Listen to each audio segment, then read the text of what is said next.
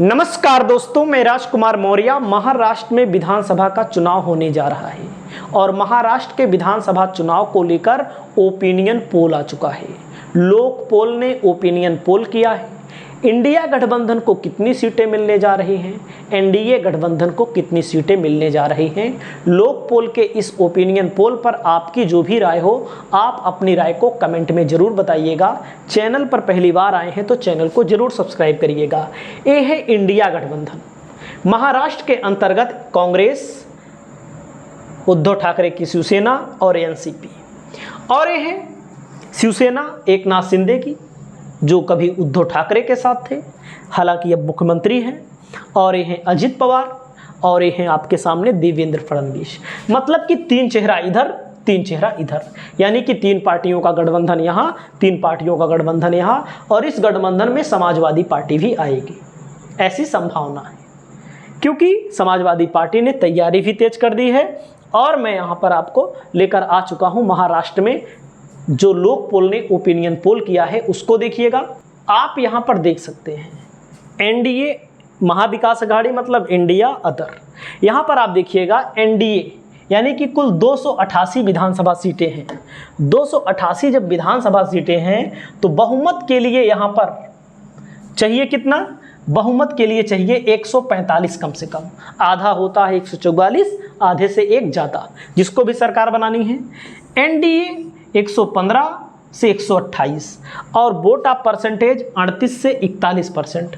लोकसभा का जब चुनाव हुआ था अभी 2024 में, बीजेपी की तरफ से, मीडिया की तरफ से, चाहे जो बताया जा रहा हो, वाकई में मैं बता दूं एनडीए की हालत ख़राब थी। यहाँ पर तो जो दिखाई दे रही है ठीक ठाक बताई जा रही है, उतनी खराब नहीं बताई जा रही है, क्योंकि 48 लोकसभा सीटों में केवल कितने जीते थे? 17। बीजेपी 28 पर लड़के 9 जीती थी। एनसीपी अजित पवार वाली ने 4 पर चुनाव लड़ा था, 1 जीता था, और 15 सीटों पर लड़ी थी शिवसेना मतलब एकनाथ शिंदे की, जिन्होंने केवल 7 सीटें जीती थी। महाविकास अघाड़ी में कांग्रेस है, समाजवादी पार्टी आएगी आने वाले समय में, और यहाँ पर उद्धव ठाकरे की शिवसेना है, जिनकी शिवसेना को बर्बाद कर दिया गया, तोड़ दिया गया, एनसीपी।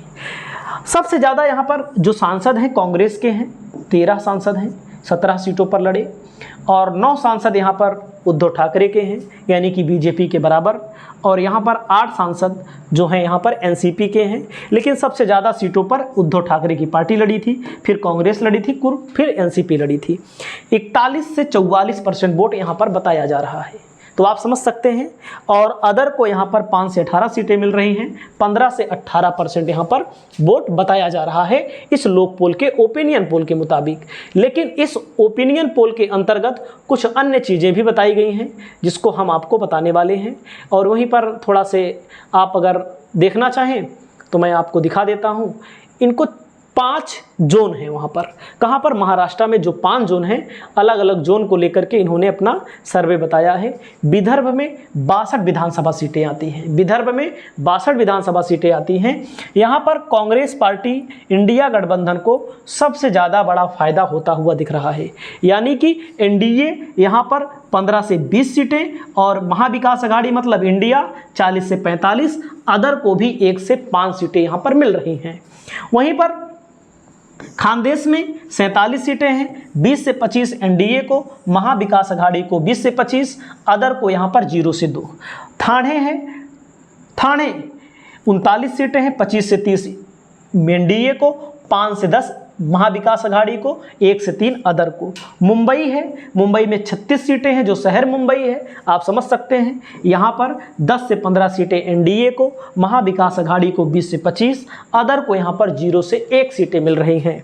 वहीं पर पश्चिम महाराष्ट्र है, यहाँ पर 58 सीटें हैं, 20 से 25 एनडीए को और 30 से 35 महाविकास अघाड़ी को, 1 से 5 अदर को मिल रही हैं।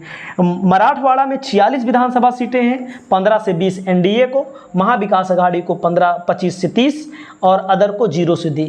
अगर आप इसमें थोड़ा से आंकड़ा खंगालेंगे तो सबसे ज़्यादा फायदा विदर्भ में महाविकास अघाड़ी को होता हुआ दिख रहा है। वहीं पर बीजेपी को सबसे बड़ा फायदा कहाँ दिख रहा है? सबसे बड़ा फायदा ठाणे में दिख रहा है, जो बताया जाता है एकनाथ शिंदे का इलाका माना जाता है। इसी इलाके से एकनाथ शिंदे को ज़्यादा वोट मिलता है। तो आपकी क्या राय है? आप अपनी राय को दीजिएगा। चैनल पर पहली बार आए हैं तो चैनल को सब्सक्राइब करिएगा। नमस्कार।